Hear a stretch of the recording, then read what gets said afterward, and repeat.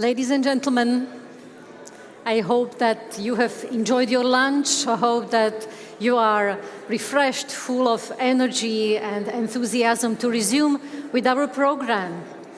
And let me open the second plenary session dedicated to humanitarian aid. We will talk about new ways and technologies, how to be more efficient, how to do more with less resources. This is something that we all face, as I just discussed with some of you. So I hope that this will be very inspirational for you. And I can see that our panelists are already coming on the stage. So I would like to leave the floor to the chair of this panel, who is Jeroen Uytterschaut, who formerly worked for World Vision Brussels office. So, enjoy.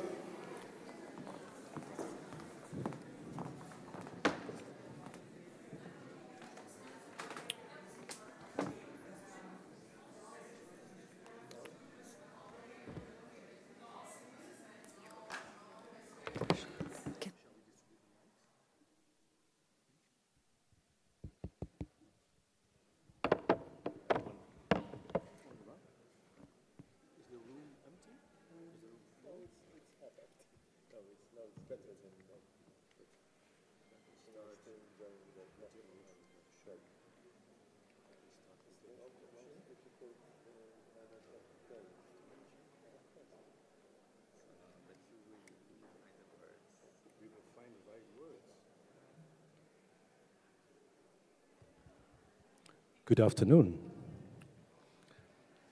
It's the best moment of the day to keep, after lunch, everybody tuned on a fascinating topic. But it's a very real topic. It's what they say in the nexus. Today we have the nexus reversed. We had a development debate this morning. And in the afternoon, after lunch, we do the humanitarian debate. And the real nexus world is humanitarian first, development next. So I was asked by the organizers to keep you tuned and alive, so I will ask our excellent panelists to bear with me, and please prepare your questions on Slido, because we really want you to be involved. We have, if I'm right, Mario, 1 hour and 20 minutes left to do this debate. You all have read the introduction on today's topic related to humanitarian aid. I hope so. Humanitarian crises are random all over the world. Unfortunately, funding is not following. We call that the famous gap in Brussels. How can we deal with this? How can we deal with this in a so-called transformative way, in a creative way, that we maintain quality and still can prioritize? To discuss this, we have 3 guiding questions, which you all have read in the intro. Let's create local ownership, let's use technological innovation, and let's be clear that we remain tuned on quality. Now we have 3 fantastic speakers today who will help us on reflecting these topics. Aside me, I have the Vice President of the Polish Humanitarian Action, Grzegorz Gruca. Do I pronounce it properly? Gregory is a long-term servant humanitarian, has studied sociology, just like me, so we have a connection. And we have met many times in Brussels because he's very active also in the Brussels scene with Voice and other discussion panels there. We also have with us our distinguished guest from ECHO, well known to everybody, Arnaud Dupont. He's working for, I need to be careful, which division? It's a division dealing with strategic interaction, interinstitutional relations within the Commission, which is not an easy element, and making sure that the voice of the humanitarian ECHO within the Commission is understood by all parts of that large institution. And last but not least, we have Petr Gandalovič, this is pronounced well. Petr is a diplomat, former minister in the Czech government, has a long practical hands-on experience with humanitarian affairs, is now the head of the Humanitarian Affairs Department at the Czech government, if I can somewhere. Humanitarian Aid and Development Cooperation. So Petr is the real life presence of the nexus here in the room. And we're going to try to bridge that, indeed, with our three excellent panelists. As I said, please use the slider for your questions. I'm going to start with the first question, which, since January of this year, we have seen a complete dramatic change in terms of funding availability for humanitarian aid, not the least from the other side of the ocean when the largest humanitarian donor disengaged. And we have seen, very unfortunately, similar tendencies in the European constellation. European member states also have reduced their contributions to humanitarian aid. No, so there's enormous pressure on the system while the needs remain extremely high. The UN agencies who have a global mandate for humanitarian aid, OCHA, and the Interagency Standing Committee have come with the UN Humanitarian Reset as an answer in March of this year, spearheaded by Mr. Tom Fletcher. You all know him very well. Basically stating we need to reprioritize with less funding. How can we handle the needs? How can we connect this difficult funding gap and still fulfill our mandate? There is the aspect of very much promote of localization in this UN humanitarian reset. There is the aspect of reprioritization, and there's the aspect of how do we remain credible towards donors to do our humanitarian work. Now, there is one aspect in this humanitarian reset which clearly does not address the full aid architecture, is the position of INGOs and civil society in this. This was a long introduction, sorry for that. I'm going to start asking the colleagues here, our panelists, what is their view on that global humanitarian reset in terms of the potential that this addresses our key question of today, the funding gap, and how can we be creative about it?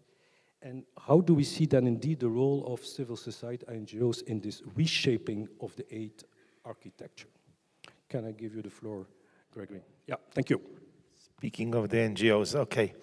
Well, thank you for the invitation, and I think it's a very interesting place to discuss all those difficult issues.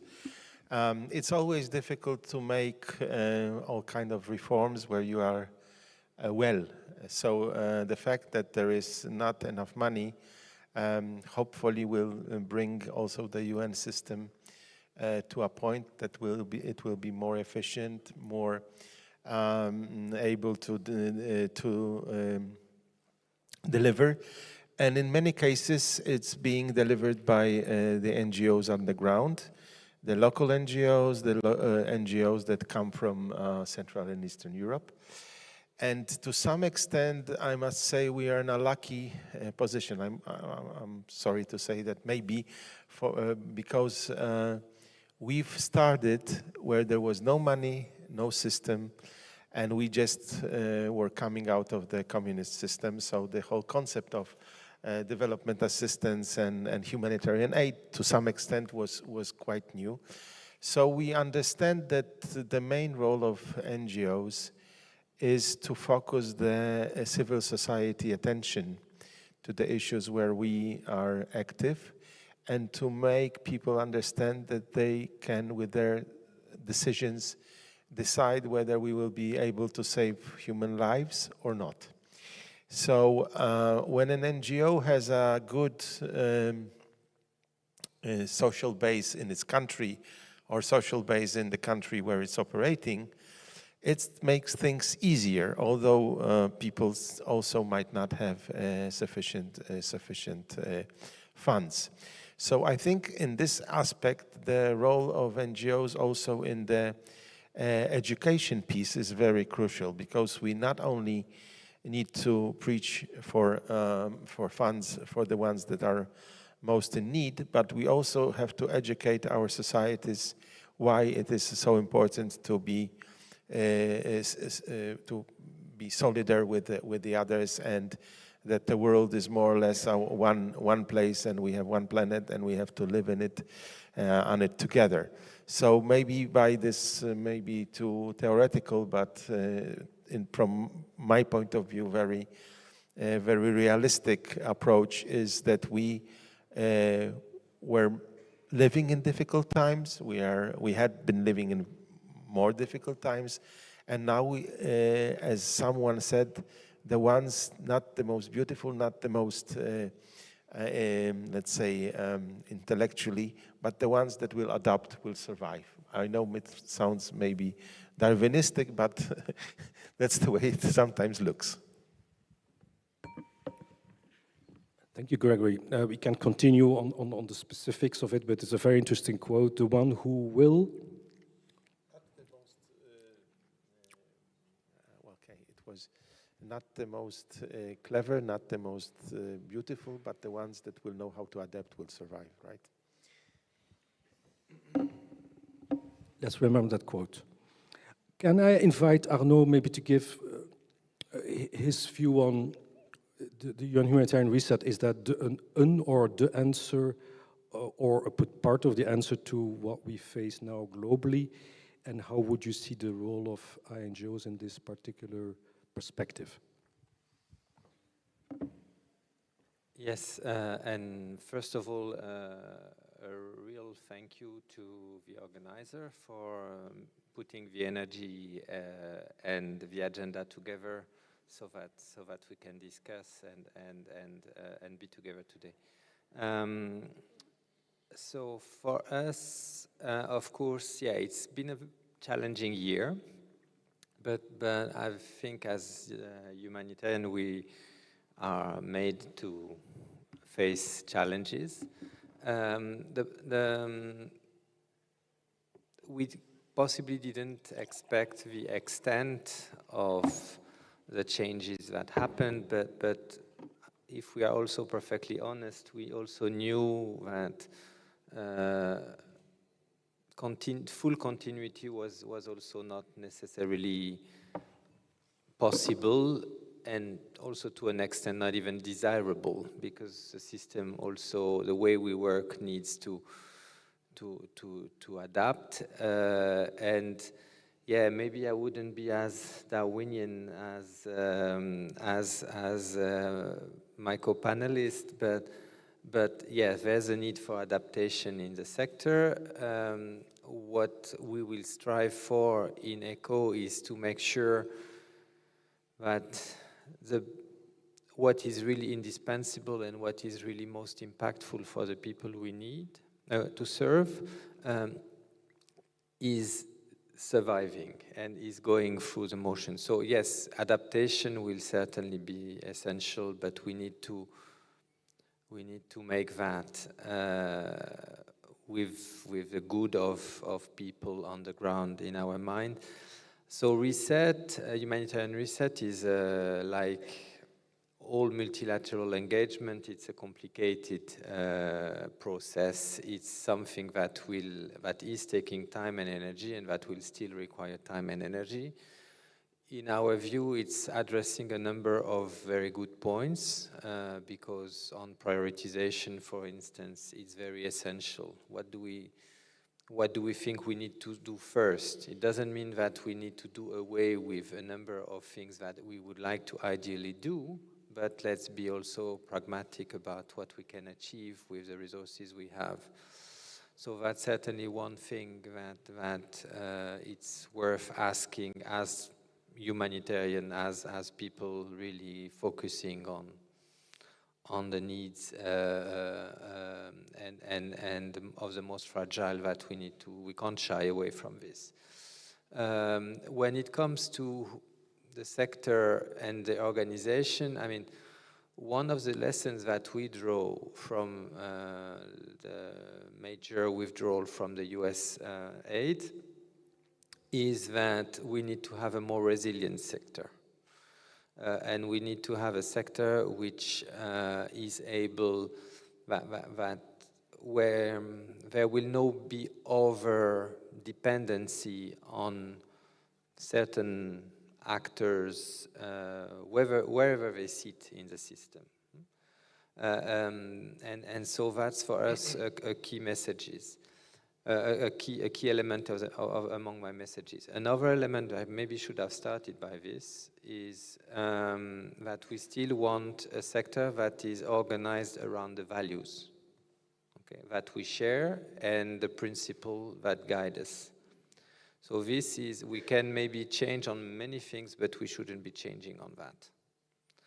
So this will be another thing that we have, together with our member states, we have very strongly insisted in the research system, and we will keep on insisting on it. Coming to your last element of your question on the role of INGOs, so we agree also with, and maybe we'll speak about it later, on the localization. This is something that we need to do. We need to improve the functioning of the UN system. But I also believe that even with those two improvements, there is space, need, and value for INGO in the same ways as there is space and value for the Red Cross and movement. This is very important that we have this variety of people able to assist and deliver the assistance from until the last mile. And you people sitting in this room are part of this mix, and we cherish this, especially as European NGOs have a very strong credentials in the way assistance can be delivered. So it's about the mix, it's about the efficiency, but it's about the collective as well. I'll stop here because I don't want to take too much of the speaking time, but happy to come back on this.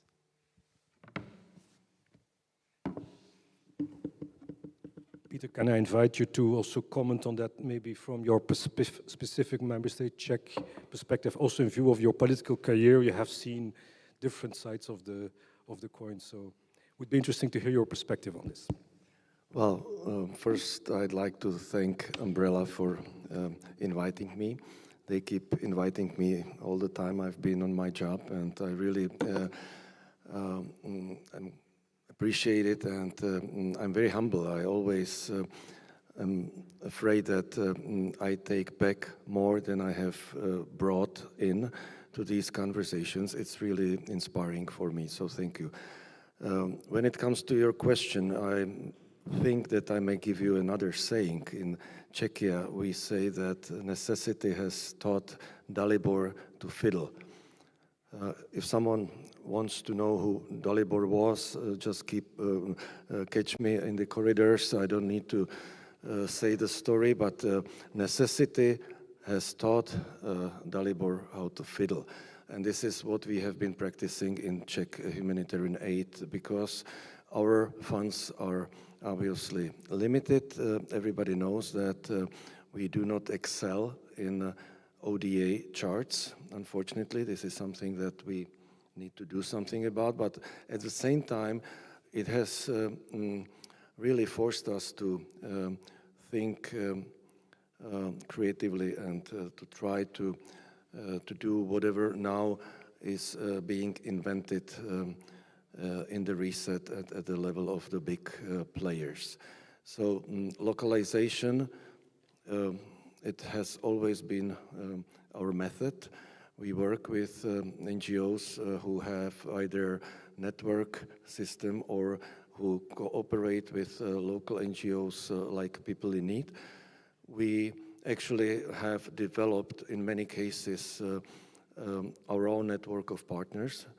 For instance, in Ukraine, we have actually worked with Ukrainian NGOs not since the full invasion in 2022, but we started in 2014. So at the time Putin invaded Ukraine and started bombing Kiev, we already knew who to work with in Ukraine and who to send money for immediate relief, even before, with all due respect, ECHO and other players started, scrambling in the wake of whatever was happening in Ukraine. So localization and NGOs.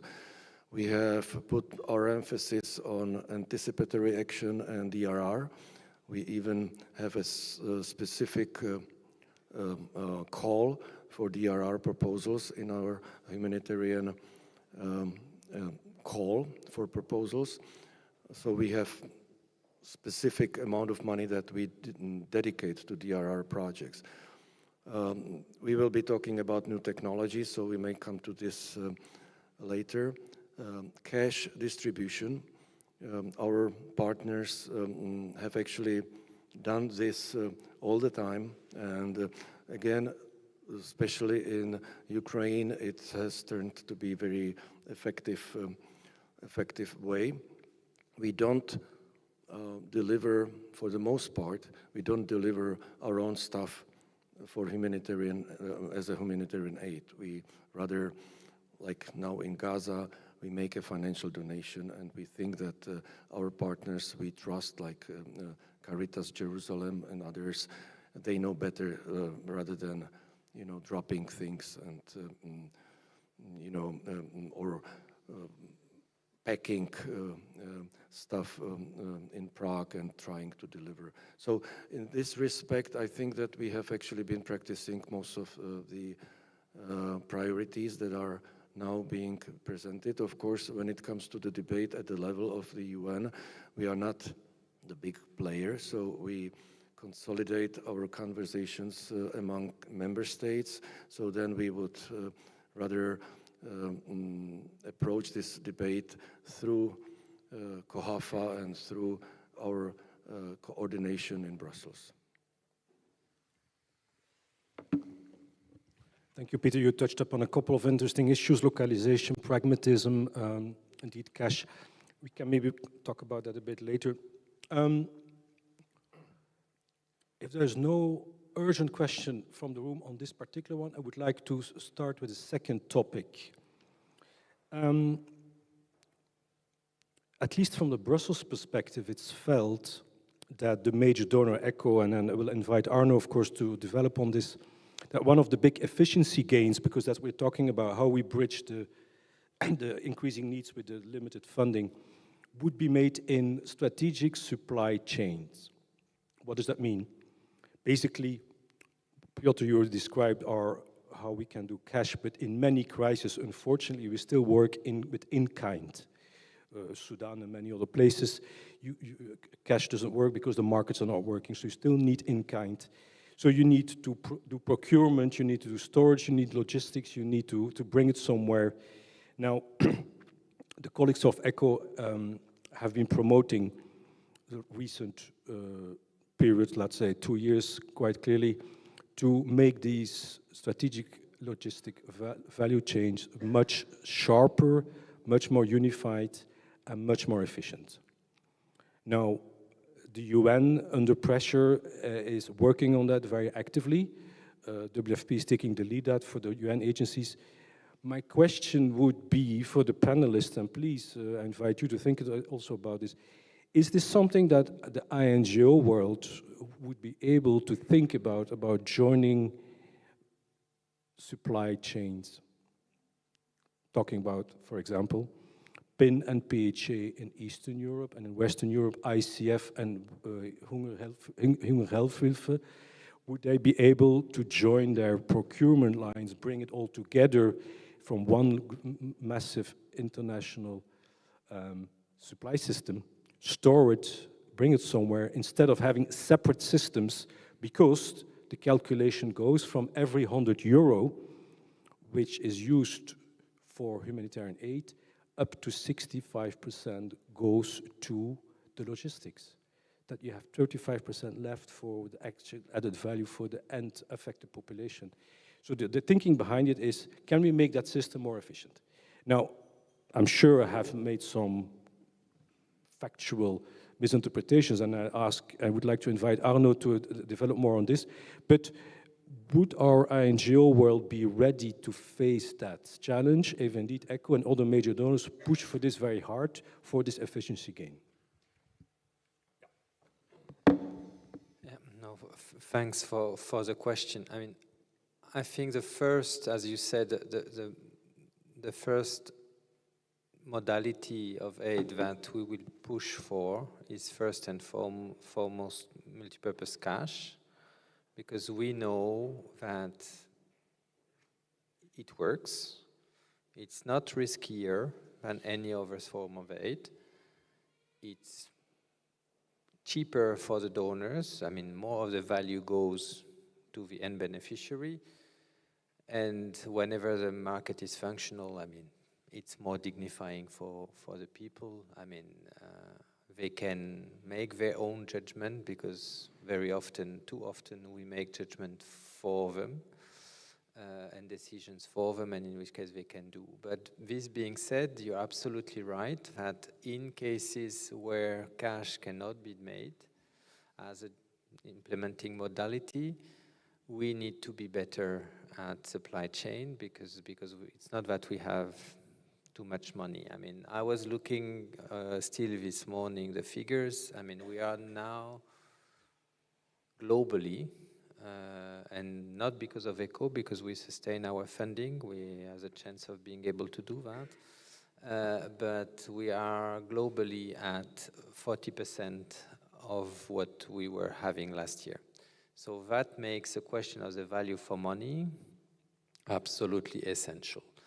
Then once we've said that, yes, we've been very much pushing for this agenda, and I hope that a conference that we are planning to organize for the 10th of December, if my memory plays me right, will be a moment where we will be able to announce some sector commitment around this, because ultimately, as you said, we can push for it, but this will happen from the part of the organization, from the part of the UN system. The UN system is absolutely pushing for it and organizing itself in this direction, and we welcome that.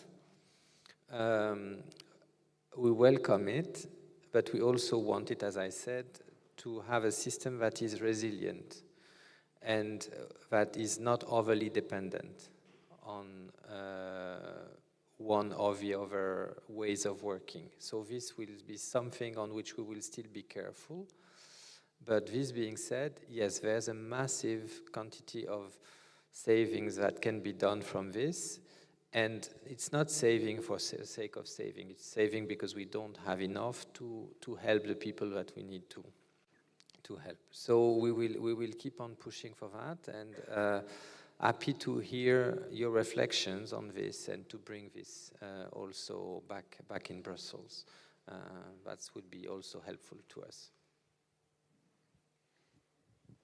Well, of course, from the first sight, it looks very clever to shorten the supply chain and to centralize the warehouses and to make the system more efficient. But you cannot, I mean, first you would have to ask the players, the NGOs, the local players, if whether or not they are prepared to actually be dependent on one centralized supplier.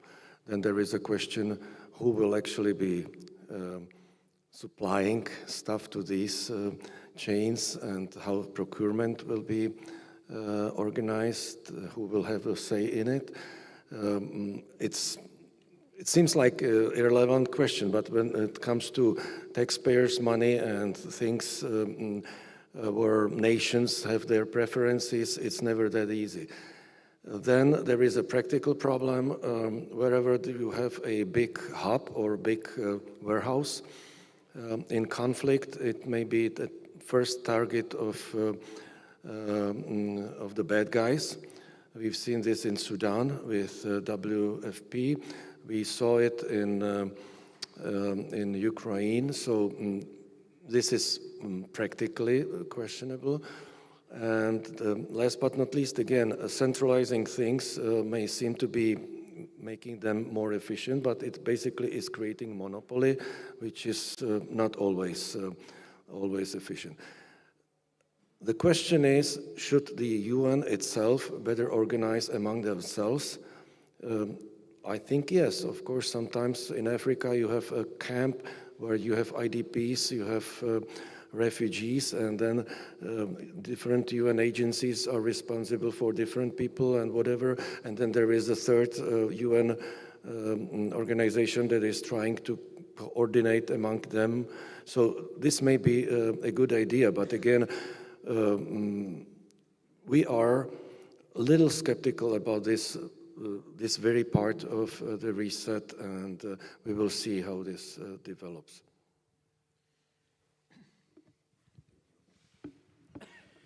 Well, yeah. They say that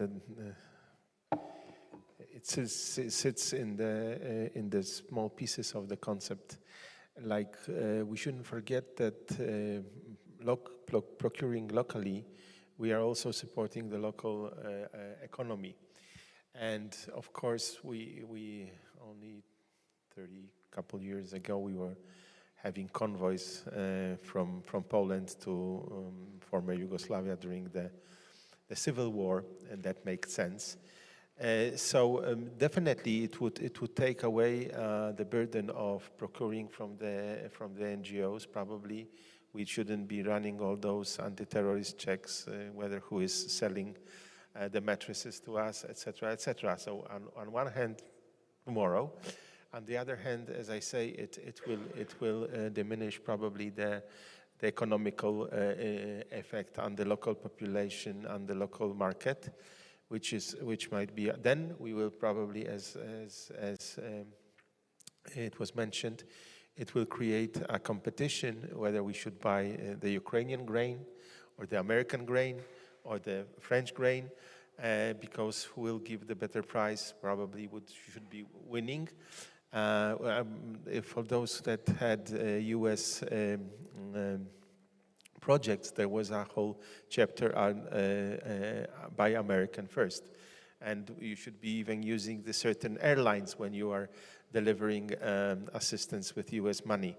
So I think we could avoid those mistakes, and at the same time we could do a lot of good things. But I think it's important to have an open dialogue to see where are the obstacles, and gradually arrive to a point where it could bring more good than just by implementing and imposing on NGOs certain mechanisms, because ECHO it can just put into the contract that we need to use certain tools and we will be obliged to use them. So, but I think this is not the way that we are as partners working together, and I think there's a lot to do.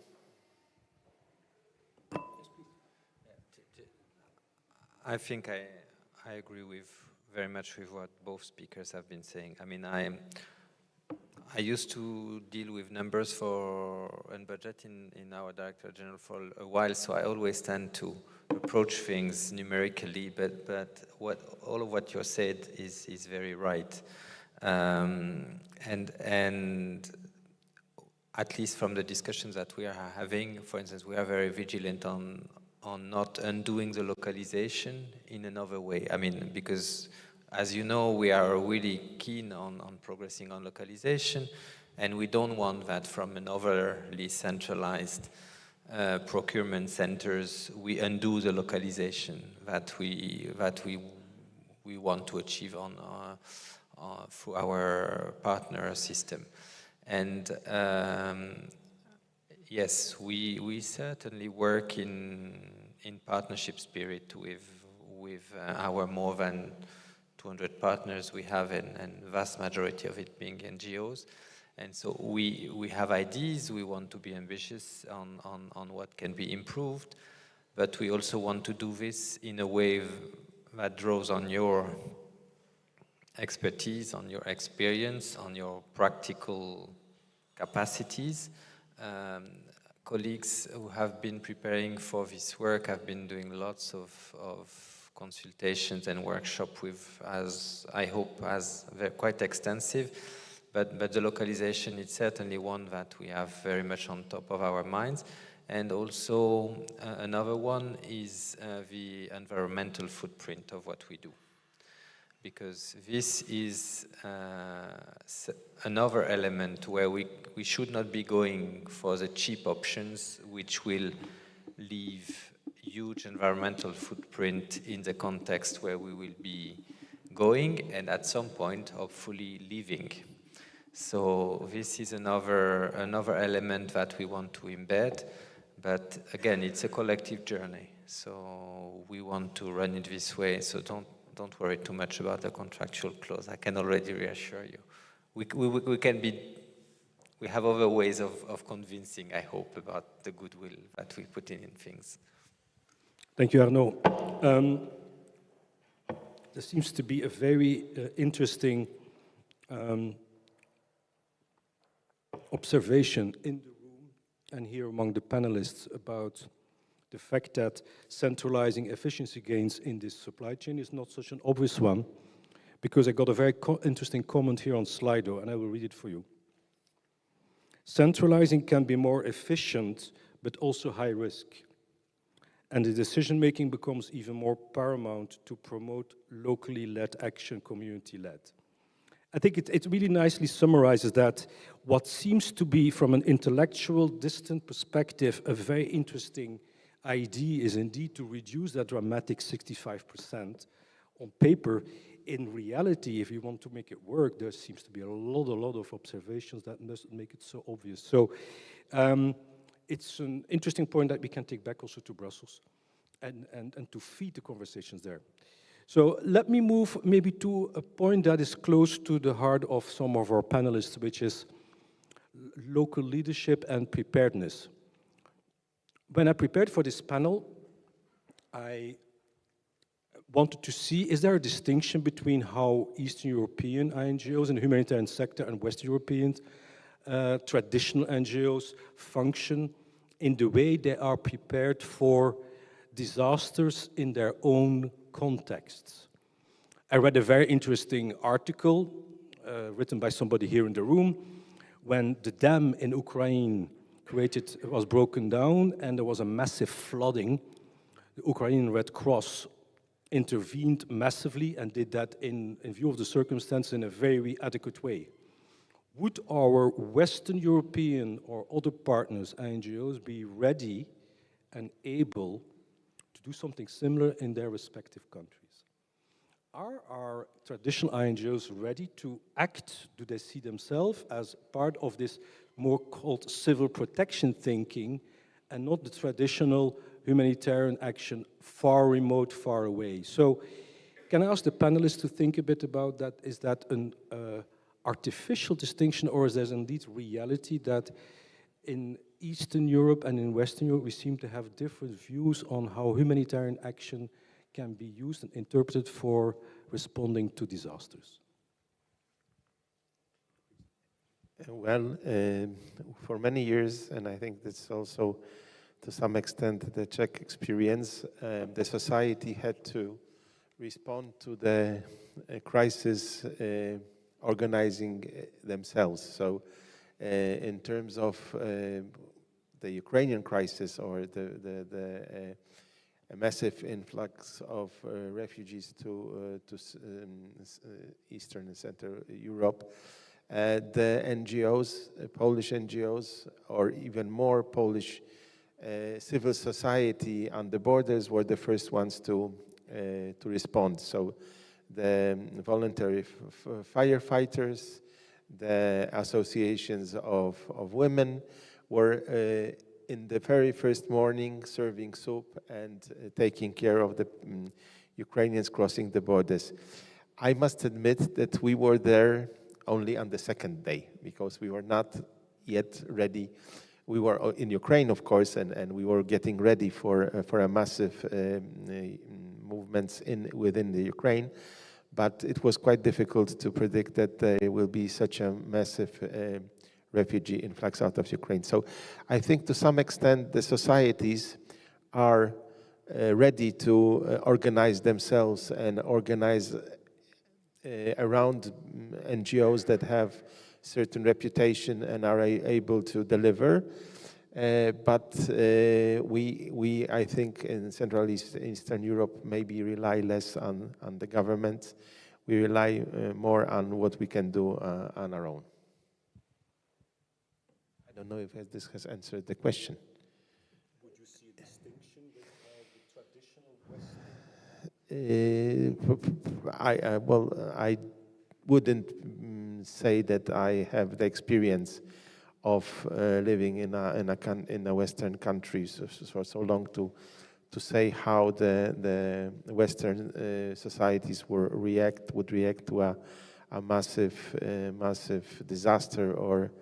But I think in some places, like in Spain, after the floods, we saw that the societies, that even local societies, were able to deliver.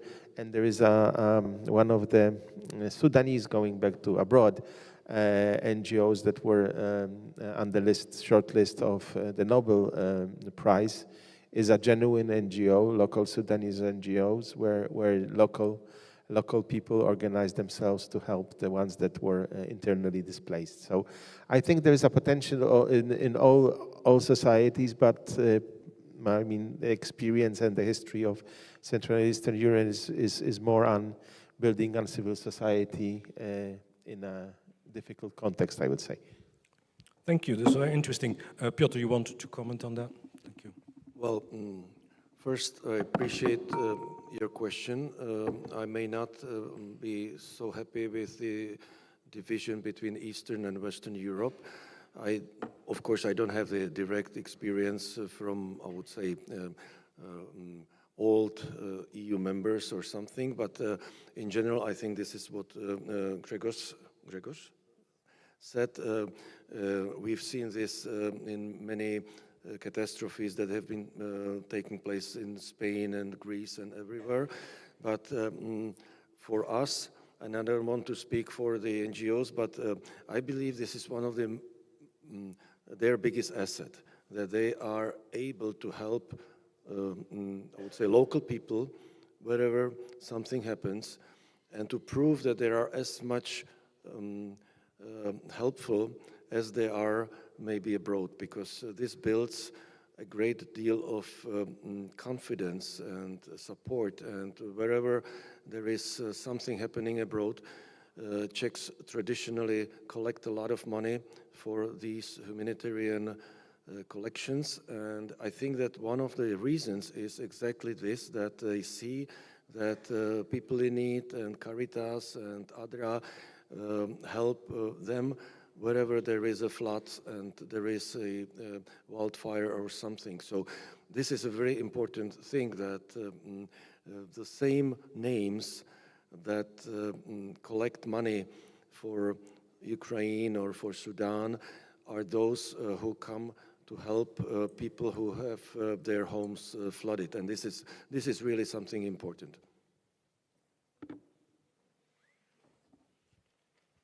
So from ECHO perspective, from Commission perspective, it's, you know, I mean, it's difficult for me to answer the question, because we live on a daily basis as European officials. I mean, there's no Central Europeans or Western Europeans. I mean, we're EU citizens, and I don't see on a daily basis having, by the way, an Eastern European boss. I don't see a different way of approaching the questions necessarily on a daily basis. But coming back to the very good point that you were making, and which on the example of the Kakovka Dam, actually, this is what we do in ECHO. We try to bring the most possible, or the best possible impact of both having civil protection and humanitarian aid together. In that particular case, how did it happen is that we were able, before it happened, and on time, so that it was useful to the authorities in Ukraine, to share an analysis of what would be the damage done by a breach in the dam. And we could share that. So they were as prepared as they could, given the circumstances. And of course, there was a need for more assistance coming in, but what was really useful is the anticipation, and that brings me to what you were saying on the importance of anticipatory action, on disaster risk reduction. These are also elements, whether we approach it from humanitarian aid or civil protection, that we need to have more and more. The difficulty is, of course, that you need to make a very difficult decision between preparing for something that might happen or might not happen, invest energy, resources, capacities, brain power, that you will not be investing in the emergency response of something that is already out there. But I think we need to have the courage of targeting these things smartly, because we know that a number of things are very likely to happen sooner or later, and on this we need to be prepared. So I think in every organization, at least in ECHO, it's always a difficult conversation, because you need to make, you only have the capacities you have, but these are things that we want to invest into, because we have seen in Ukraine, but in other places as well, that this is money well invested. So on this, we will encourage everybody, and I think the brains are getting ready for more anticipatory action, more disaster risk management, more disaster preparedness. Thank you for that. I have a question in the slide, which I'll address a bit later, but I wanted maybe to go to the point that was our second guiding question. Innovation, technological innovation. It's on the lip of everybody. We talk about constantly and permanently, how can we create efficiency gains by using different ways, smarter, faster, quicker, drones, AI, everything, you name it. Sorry for using the word drones here, but in humanitarian aid it can also help. Could our panelists a bit develop on that? What do we feel, where do we feel our potential efficiency gains on everything that already has been written and discussed about? Where do we see that potentially using better, smarter, more efficient technology can indeed help us to be stronger on the ground, faster, quicker, and be more focused? Well, it's always important when you're writing a proposal to show that you are using innovative methods. And by using innovative methods, I think sometimes you can, spending the same amount of money, deliver more. In the field of agriculture, for example, we have in Kenya aquaponic special growing vegetables next to schools. And we have a double effect, because on one hand, people are learning how to do it. I mean, young people are learning how to do it, and then we can deliver healthy and balanced nutrition to the schools where those gardens are. On the other hand, we are implementing an innovative method of managing waste in countries where our interventions take place. And as it was mentioned, it's very important not to leave the natural environment in a worse condition after the humanitarian intervention than it was before. So definitely we can use modern AI. We are using even satellites to analyze the human flows and where refugees move.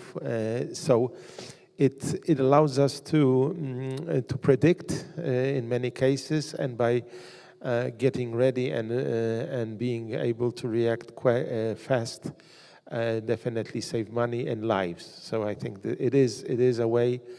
The proportions are still a little bit, sometimes you have to pay more at the beginning in order to get more later on.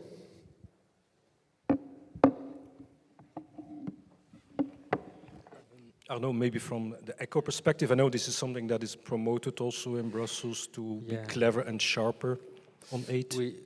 We try to encourage encourage organizations to do as you said. It's sometimes a problem. I mean, the problem or the difficulty is that you need to invest before you get a return on your investment. And I'm not saying that on this we are exactly where we should be, so we can always do better. And what I see also, at least that's something that we've also seen in Ukraine, is that innovation might come from the larger organization, but is more likely to come from the smaller and more agile structures. So on this, I think it's a lot to do with how we can better promote and highlight your innovations, the innovations that already exist in your respective organizations, and happy to engage with you on that. One of the things for us that where we see that from a system viewpoint there are potential is everything that regards data, because this is a little bit similarly to what we discussed before, the logistic. The data is another key element in the way we work, and that require investment, but where I think we could definitely harmonize and be more innovative in the way we quantify and treat data. Let's also not forget that we've been quite making some big steps with cash. Cash was over a certain amount of time, limited amount of time, a major innovation, which has not resulted all fully and can bring more efficiency gain and more quality for the people. But happy really to hear from you in the room about your innovation, because I mean, as I said, I think it mostly comes from you. I mean, we are not the one innovating. We can only promote the innovation. Well, I can give at least two concrete examples. First, and maybe both will be in the area of DRR. First, this is the early warning project that we have sponsored in Cambodia, and now People in Need is extending it to Laos, which means that there is a system of early warning stations at higher streams to give warning to villagers and people lower down the rivers, to give them precious time to evacuate and not to be surprised by flash floods. The same applies to drought. We may use satellite or remote imaging to predict droughts.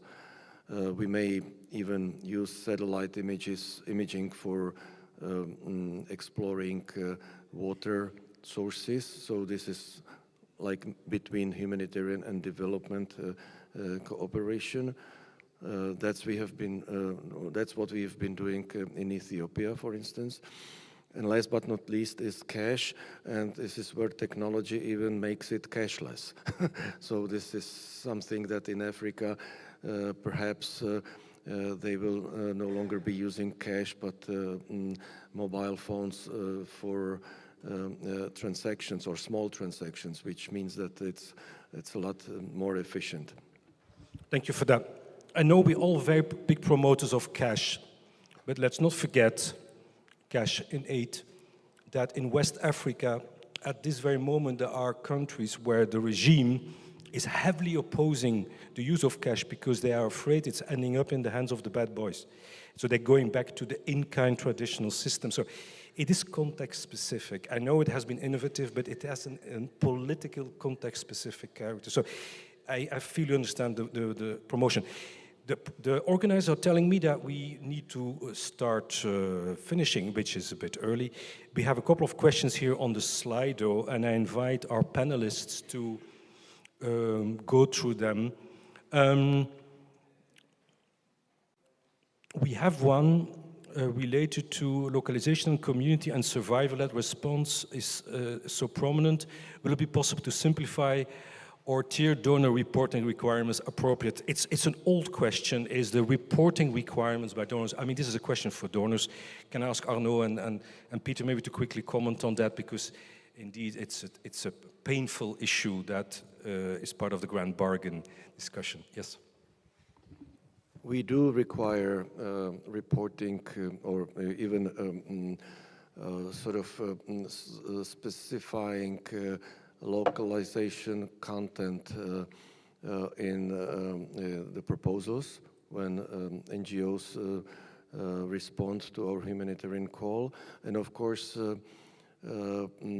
later, when the project is finished, we would check this either directly through self-auditing or with evaluation process. So, yes, I know we are too complicated. So I take the point. What I would like to highlight is that it's not that we like paper. It's or screen, pages on screen, because we don't have papers anymore. It's just that we are also ourselves under quite some scrutiny, and this is not going away. This doesn't prevent us from thinking and revising a little bit the way we will work. I think I cannot make promises, but to try.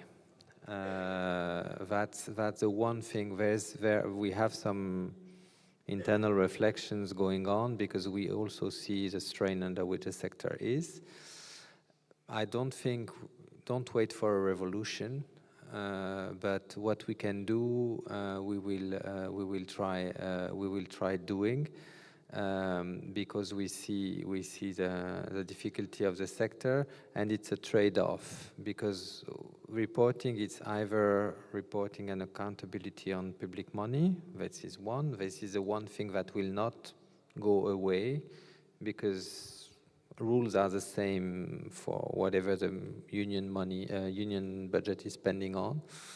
And then when we ask you information, it's to check what we do gender-wise, environmentally, for the protection of people. All of this, it's things that we can then explain and sell back to the audience that is asking us about it. If we don't ask you, we will not know anymore. So it's a very careful trade-off that we need to do, but we are committed to try and simplify further. I'm not going to ask you, Gregory, if you want reporting requirements to be part of the grand bargain simplification and harmonized compliance, which is another question on Slido. Indeed, it's a painful, long question, these requirements. I cannot address all questions on Slido, there are too many, but can I ask a very final question before the organizer really kicks us from stage? What would be the point you really think we need to address now immediately to save the current humanitarian system in view of the dilemma we put forward at the beginning? Dramatically increasing needs because the wars continue and they intensify, and the continued dwelling down of the capacity of donors to fund it. What needs to change to make our system survive? The one point that you want to share with the room.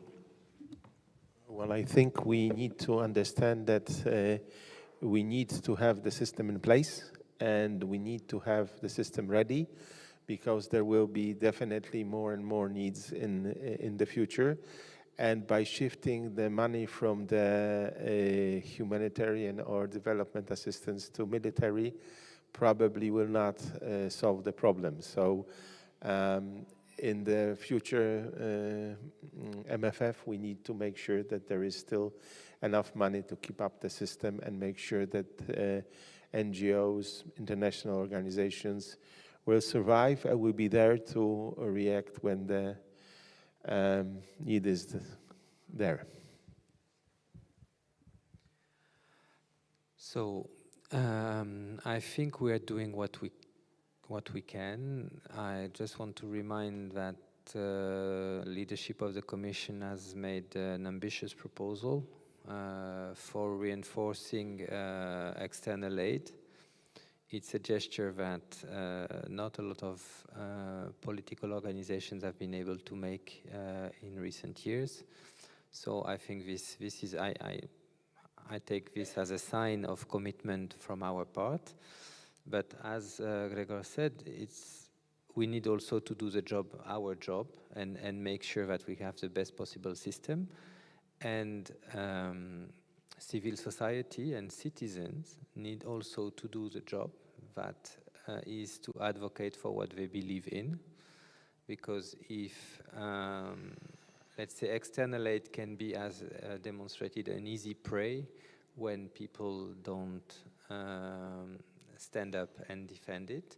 So it's about our collective values to express also, all of us as citizens, what we stand for. Thank you.